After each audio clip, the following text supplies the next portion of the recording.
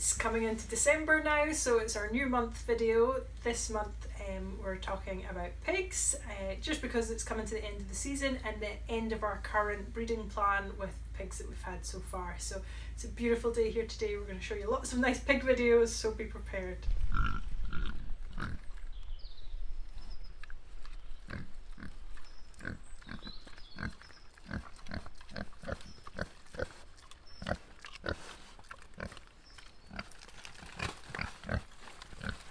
For the last 3 years here at Woodside, we've had various different pork pig enterprises. The very first thing we did is we got 7 Berkshires from another local farmer who breeds them and fattened them up to do CSA, so community supported agriculture pork boxes. You could get a small taster box, quarter of a pig, half a pig. I don't think anyone bought a whole pig because that's a lot of pig.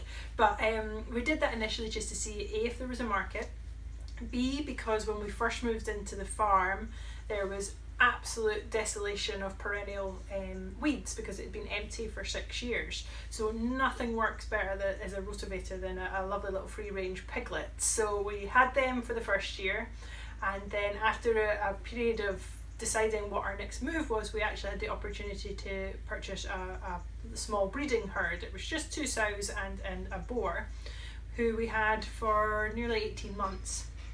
So we farrowed on site for a few different seasons and had an amazing Oxford Sandy Black breeding programme with these 2 sows. Oh mate, Smithy. Hello Smithy. Hey big man.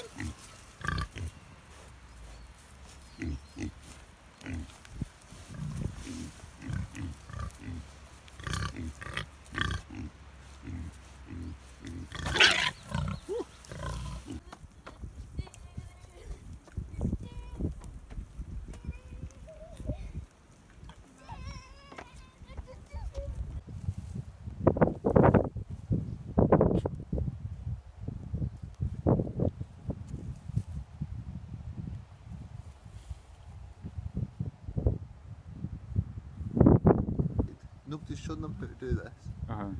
They're just doing it. It's like, yes! What do you do my life?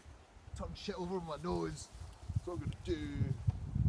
Sadly, over the last 6 months, we've had to, for financial reasons, viability reasons, slowly wean down that herd, and the 2 breeding partners are now in another lovely organic farm in the Scottish borders.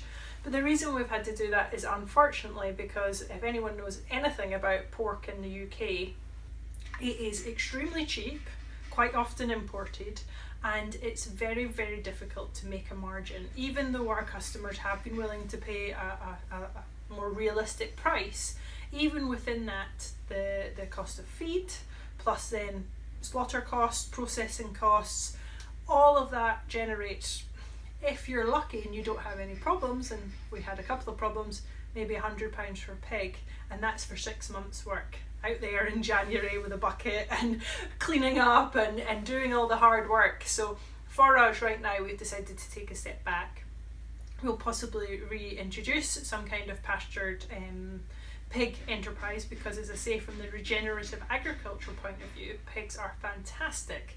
But from the business point of view, it is very challenging without doing it on a large scale, indoor, slightly, intensive methodology, which is not something we're interested in. It's very, very difficult to make ends meet for the farmer.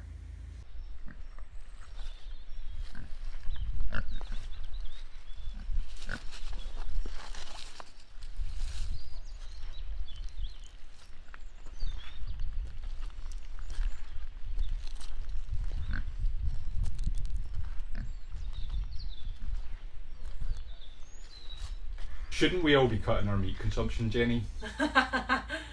This week has been very interesting here in the UK. The BBC, British Broadcasting Corporation, put out a programme all about some of the unsustainable meat practices that are around in the world. I don't know where you are when you're watching this, but there are certainly massive problems with massively intensively farmed different breeds of animals, be it cattle or chickens, but certainly pork is we've all seen those horror movies of massive sows in tiny little cages on concrete floors, not being looked after, and terrible slaughterhouses not being anywhere near acceptable animal welfare standards.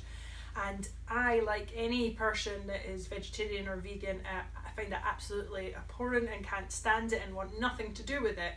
But certainly what we're doing here, and a lot of hard-working, very ethical and very well thought out farmers, both in Scotland, the UK, all over the world, are going to produce meat for human consumption. So my question would be, if people are going to eat meat, how do we do that in the best way for the planet?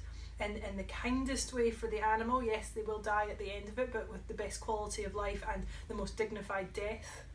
And lastly, how can we do that providing the challenges that having a heated climate is causing?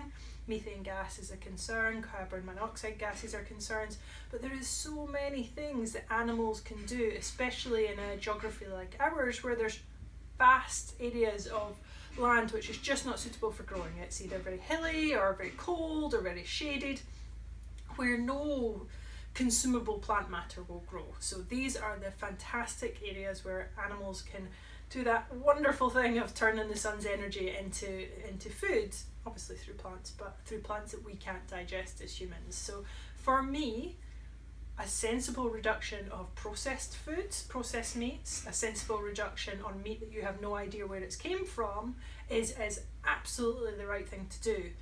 But that doesn't necessarily mean a reduction in meat full stop. It means going out, meeting a farmer, finding a farmer who knows their animals inside out, who has reared them with love and respect and compassion, and who will absolutely guarantee you that they are going to have the most dignified death, which, let's face it, a lot of humans don't get on this world. So we try our absolute best to work with extremely professional slaughtermen and keep all the animal welfare as high as we possibly can.